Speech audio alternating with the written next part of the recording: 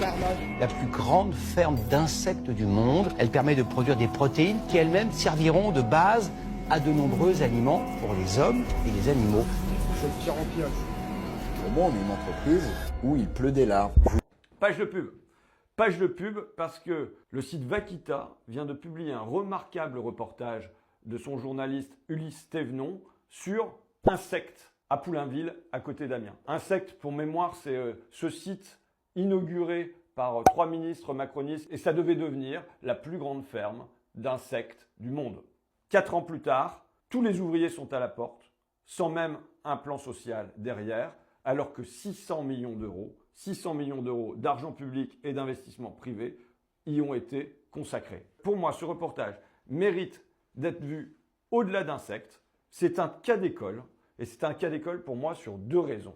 La première chose, c'est le décalage, l'immense fossé entre les discours officiels, médiatiques, ministériels et la réalité.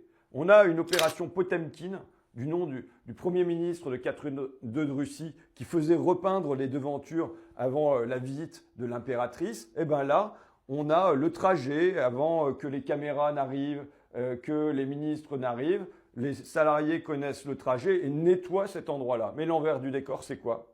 L'envers du décor, c'est quelque chose d'absolument dégoûtant, où il pleut des larves, mais vraiment physiquement, il y a des larves qui tombent du ciel, où on respire une poussière qui donne de l'asthme, qui fait gonfler les poumons, où on a des insectes, mais pas les insectes prévus, puisqu'on a des araignées, on a des mouches, on a des cafards, on a des mites, et on a aussi des rats, avec, à côté de ça, des planeurs qui sont très loin de cette réalité, les planeurs médiatiques qui viennent pendant quelques instants sur le site et qui prennent par exemple le PDG devant une machine qui en vérité n'a jamais tourné, le PDG exhibant de la farine ou de l'huile qui n'ont jamais été produites à Amiens, mais le PDG étant lui-même un planeur puisqu'il ne met pas les pieds sur le site, sauf quand il y a des caméras, et on a des investisseurs privés comme publics, la Banque publique d'investissement, la BPI, qui elle non plus ne contrôle rien, ne surveille rien, ne vient pas regarder ce qui se passe pour de vrai. Et donc, un immense décalage, du coup, entre les discours et la réalité, mais aussi entre les promesses futures et le présent. Pourquoi ce décalage? Pourquoi ce fossé?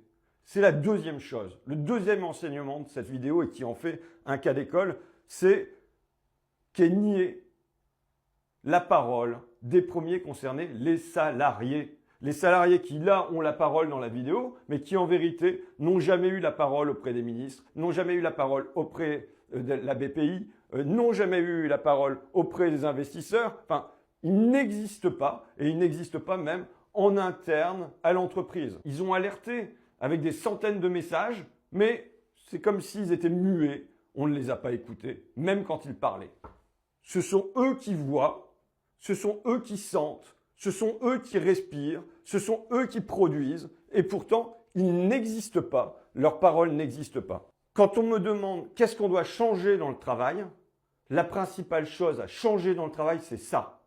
C'est la parole des salariés qui doivent être écoutées, qui doit être centrale à la fois pour leur bien-être, parce que là, ils sont mal psychologiquement, parce qu'on ne tient pas compte d'eux, mais ils sont mal physiquement, parce que par exemple, il fait 0 degré dans les bâtiments et on leur dit juste de mettre davantage de vêtements, parce qu'ils respirent à s'en rendre malades et à aller à l'hôpital, et ça a un coût pour l'ensemble de la société, mais aussi parce que si on les écoutait, il n'y aurait pas ce genre de catastrophe industrielle. Si on les écoutait, le processus de production, il serait bien meilleur, bien plus efficace. Vous savez, ça revient toujours à cette phrase de Jean Jaurès qui disait « La Révolution a fait des Français des rois dans la cité », j'en doute encore, mais elle les a laissés serfs dans l'entreprise. Il faut n'être roi nulle part et serf nulle part. Il faut simplement qu'on soit citoyen dans la cité et citoyen dans l'entreprise. Voilà la grande chose qu'en matière de travail, nous avons à changer.